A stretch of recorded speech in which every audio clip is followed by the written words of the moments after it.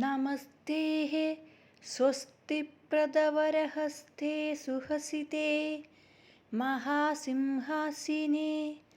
दरदुरितसंहारणरते सुमार्गे मां दुर्गे जननि तव वर्गान्वितकृपा दहन्ति दुश्चिन्तां दिशतु विलसन्ति प्रतिदिशम् अनन्या गौरी त्वं हिमगिरिसुकन्या सुमहिता पराम्बा हेराम्बा कलितमुखबिम्बा मधुमती स्वभावैर्वभ्या त्वत्तं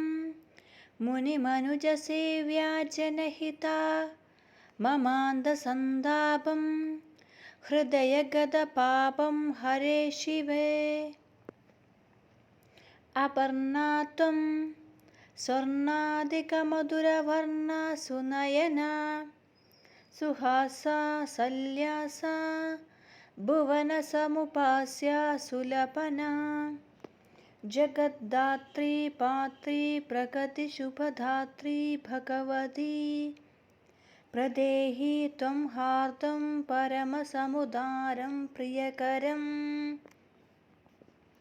धरादुष्टैर्भ्रष्टैः परधनसुभुष्टैः कवलिता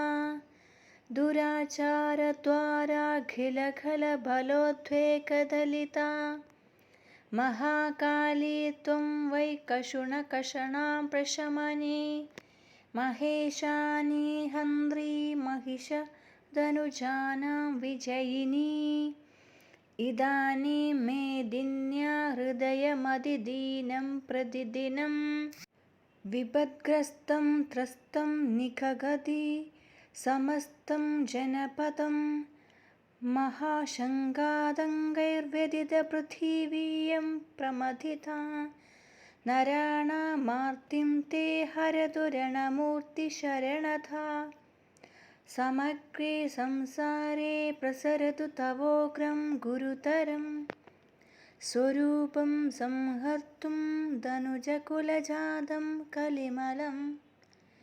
पुनः सौम्या रम्या निहितममदा स्नेहसुधनु रन्मन्यो व्योम्नि व्याप्ता जनयतु जनानां हृदि मुदम् अनिन्द्यां त्वं वन्द्या जगदुरसि वृन्दारगणै प्रशान्ते मे स्वान्ते विकशतु नितान्तं तव कथा दयादृष्टिर्देया सकलमनसां शोकहरणि सदुक्त्या मे भक्त्या तव चरणपद्मे प्रणतया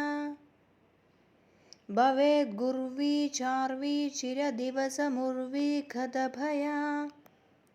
सधन्ना सम्पन्ना सरससरणी ते करुणया